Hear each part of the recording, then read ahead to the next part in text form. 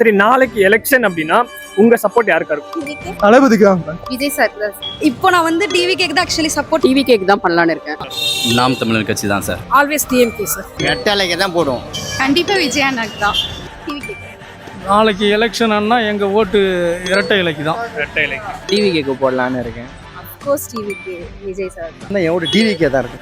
ஆப்வியஸா டிவி. கண்டிப்பா திராவிட கட்சி தான். சிவிகா சொன்னா டிஎம்கே. இப்ப நாளைக்கு எலெக்ஷன் அப்படின்னா உங்க ஓட்டு யாருக்கா இருக்கும்? டிவி கே தான். டிவிக்கு தான். நான் ஏடிஎம்கே. எம்கே ஸ்டாலின் தான்.